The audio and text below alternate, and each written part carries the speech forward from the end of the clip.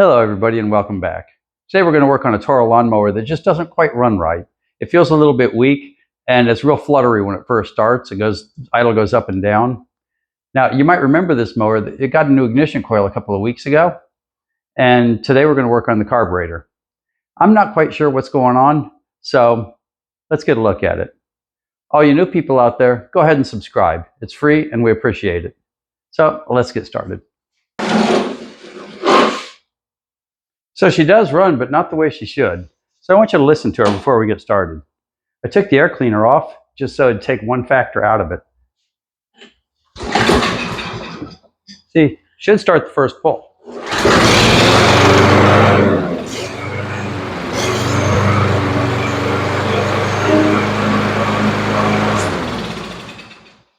Now you heard that little flutter where she goes up and down when she first gets started.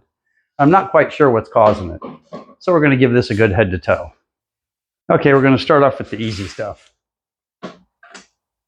When I got this, it ran okay, but when it ran like it does now. It's not great, but it's not bad.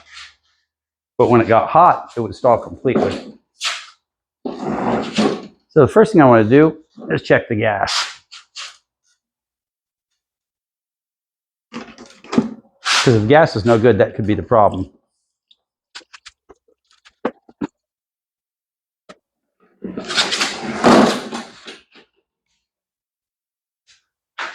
And the gas looks pretty yellow. Definitely not good. It's probably not completely done, but it's not as good as it could be. So let's put some fresh gas in it and give her another run, see what happens. Sometimes it's just that easy. I've had quite a few of these where I just put gas in them. I got the old gas out, put new gas in, and off they go, happy. It'll be nice if this is one of them. So now she's going to have to run for a minute in order for the gas to settle in, to clear out all the old gas out of the carburetor. So we're going to go ahead and open the door, and we're going to hold her on and let her run for a minute or two.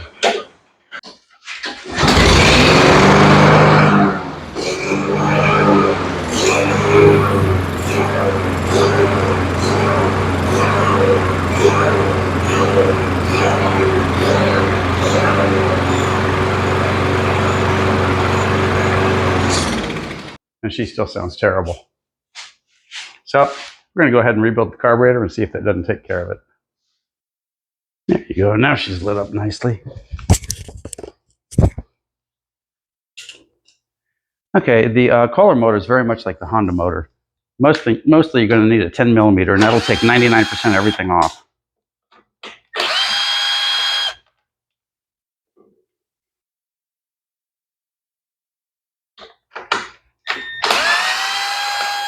That one was on there pretty good. Okay, that should do our air box. And that's out of the way. For our assorted vacuum lines. I'll keep all that here. Okay, now let's take a good look at her and see what we've got. So now I watched the choke when it was running, and everything looked pretty good. I'm not too worried about the choke itself. Let's turn off the fuel. And let's go ahead and pull that fuel hose off. Now we're going to get a little bit of gas dripping out when we do this. That's okay. That doesn't bother us any. First thing I'll do is rotate the clamp around to the front where we can reach it. Come on, clamp. Ugh, that one doesn't want to rotate. So let's do this. There we go. Now expect just a little bit of drip. Okay, very nice. Very nice, very nice, very nice. Okay, next thing we need to do is take the choke off. I'll take this part of the choke off. This one's got parts of the choke all over the place.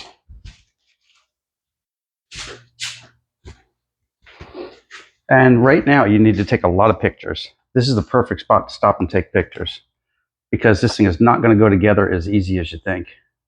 See, you going to fit?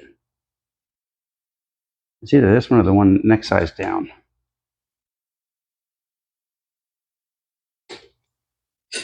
That's close. Let's give her a try. I think we might go next size down on this one. Choke system on one of these Kohler motors is a lot more complicated than on others. And I always say, take lots of pictures. And right now, take lots of pictures. You're going to hate yourself putting this back together. Okay, see right here? I can't see it from my angle. There's a screw hidden underneath there.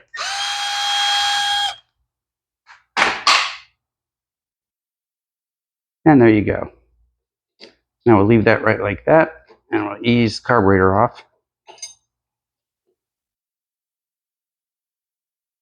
This is always the entertaining part.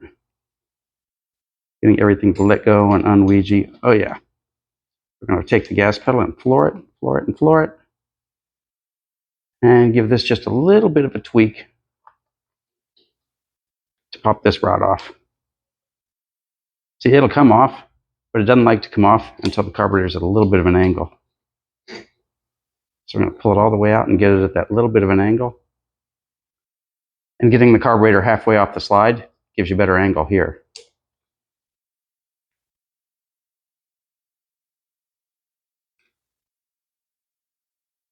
There you go. Now we're going to scoot that around and pop her off. She's halfway off. There we go.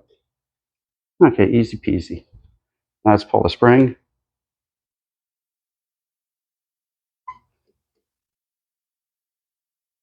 Okay, you're clear, you're clear, you're clear. Okay, now our only thing we've got left is over here.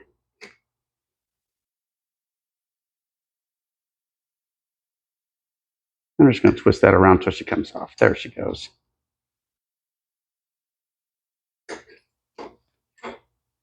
And we have a carburetor. A little bit annoying to get apart, but there she is. So let's take her over to the bench and go through her and see if she's got any hang-ups in her any place. We'll go ahead and do an ultrasonic on it and clear the floats and clear all the jets, and I think that'll take care of it. Okay, if you took good notes when you were taking it apart, then putting it back together won't be that hard. If you didn't, then putting it back together is going to be a pain in the butt. Okay, now you're going to lose some gas when you do this part, so be ready. You're going to make a little bit of a mess, and there's just not much you can do about it. And there's our little bit of a mess.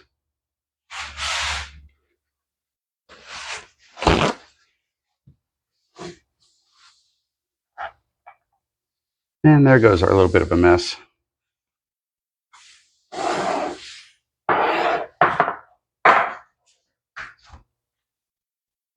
So let's take a look inside and look at the jets and see how they are. Jets are deep down inside on one of these. Oh, and these are being pretty cooperative. This carburetor is being pretty nice to us so far. Now, it feels like fuel starvation, and there's a lot of things that can cause fuel starvation, but I'm going to focus on the needle and float because it's entirely possible we've got a clog right in here. Now the jet's almost out. Oh, look at that. She hopped right out.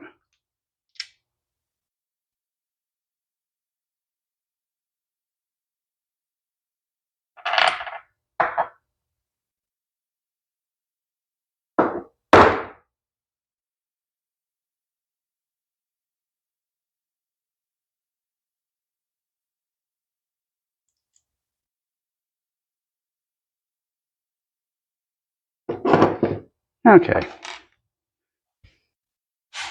Now usually there's a second piece inside this carburetor, but there's not inside this one. So I don't know if this is a different model of this carburetor or if somebody's had it apart and didn't put it back together correctly. You'll see that a lot on older mowers. Just because you're working on it doesn't mean you're the only one that's ever worked on it.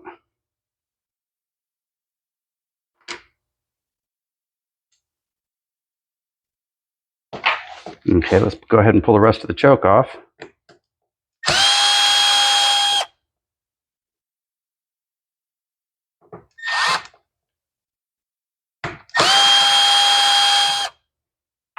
Then we'll clean this by hand. Maybe. There you go. Let's leave that there. Just keep all the parts together so we don't lose anything. And we're going to put the jet, and we're going to put the carburetor base. The bowl already looks nice and shiny, so I'm not going to bother. Because the only reason you put the bowl in the ultrasonic is just to make it look nice. Unless it's really corroded inside, which this one is not.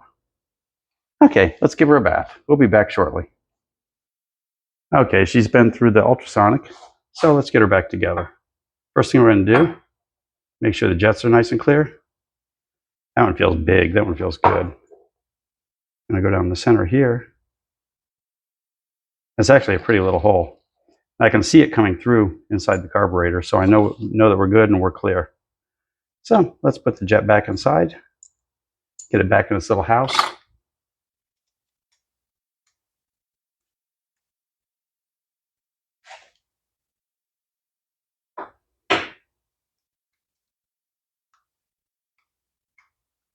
Now we're going to snug her, but don't be a hero when you're tightening this down.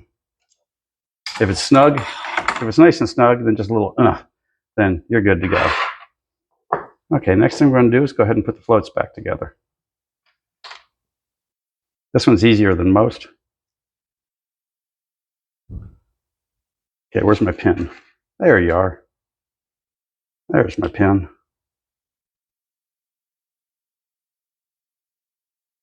Pin back in the float. Now I'm going to blow on this while I operate the float manually and make sure she's got gas is going to go through. And it is. So the float's working correctly. And that's a wonderful thing. Okay, next thing we're going to do is put this arbitrary little piece of linkage on.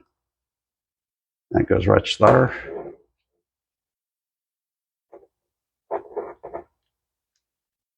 These Kohler carbs are a little bit of a pain in the neck because the choke's kind of exotic compared to a lot of others. I do hear a lot about people getting rid of the choke entirely because they just can't stand it. But if you get it operating correctly, that's the only way to get it to start on the first pull. Why aren't you going?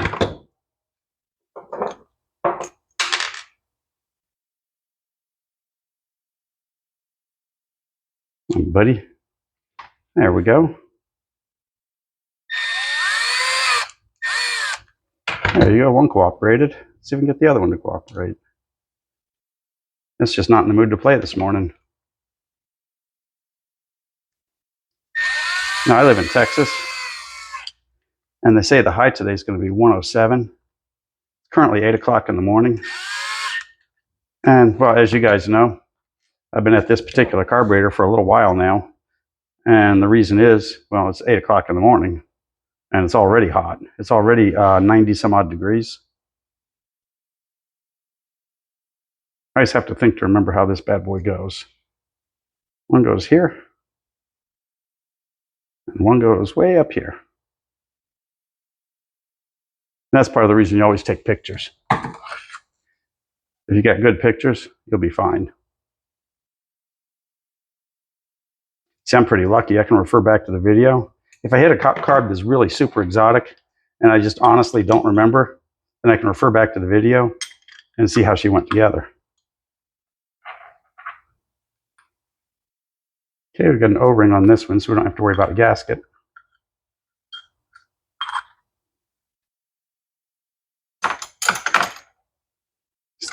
Get our handy 10 millimeter. The wrench that saved the world for Japanese and Chinese carburetors.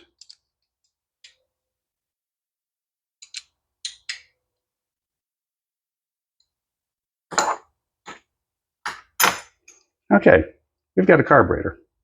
This little pink piece of linkage, we'll put that on over there. Okay, let's go do it. Okay, do you remember when I told you to take lots of pics?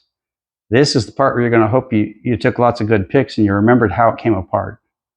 First thing we're going to do is put the little hook on underneath and loop it around. At least I think we're gonna. There we go. And we're going to get it attached to the carburetor first, only because it's a pain in the neck to get it all hooked. As you can see, it's a little arbitrary doing it off the carburetor, with the carburetor off the machine. Doing it with it on the machine is even harder. So now that we've got that hooked, we're going to leave it to the side, and we're going to get the carburetor started. I'm going to put it just barely on, so that way we can reach our linkage and drop it on. Then we can drop our little spring in place. A little spring goes here underneath the linkage. Be careful not to stretch the spring too far, or you'll wish you hadn't, because you have to buy a new spring. You can't unbend a spring. And there she goes. Okay, now that that's done, now we're going to get back to this guy. Let's get her back in place. There we go. And now, as we slide her on, we're going to sort of Ouija her into the little hole here.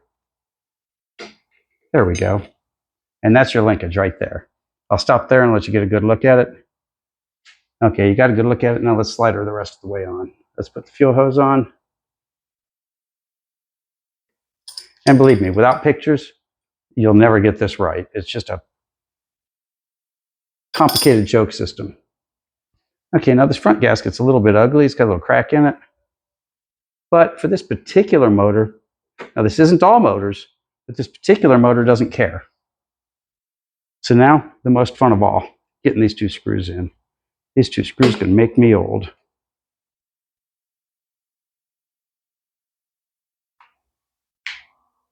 Sometimes they just drop right in, and sometimes they fight me all the way, and I drop them, and I lose them, and all that. And it's always this back one, so we'll do it first.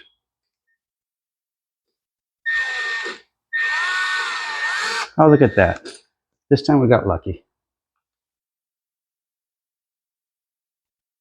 I always say, do you feel lucky? Or do you, punk? Suppose if you do enough of them, you start learning the little tricks. But if you're doing yours at home, this particular carburetor is nothing but little tricks. And that gasket just looks pitiful. We're going to throw that gasket away, and I'll put a new one on before we ship her out the door. We can test her without a gasket on that. I need to order an air filter for this one anyway. So it's good. It's good. Okay. Okay, everything looks nice and tight. Everything's in place. So we're going to put this on without a gasket temporarily. This is a, think of it sort of like a PCV system on a car, with the difference that it doesn't cost you any gas mileage. But really, PCV on a car, PCV, positive crankcase ventilation, doesn't really cost you gas mileage either. That's not one of those pollution controls we care about.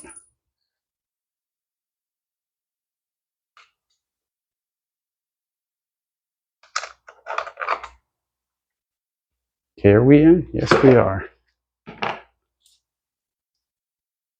And that takes care of that. Let's take her outside and test her.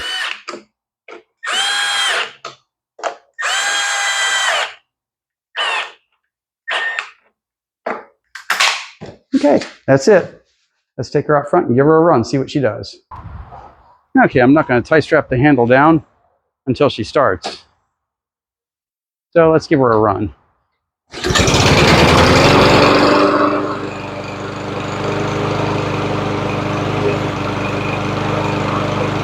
She started nice.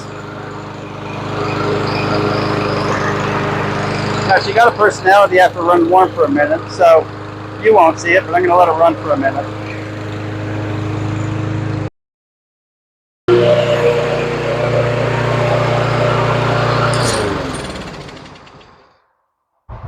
And now the big question, will she start again? Because she sounds pretty good now.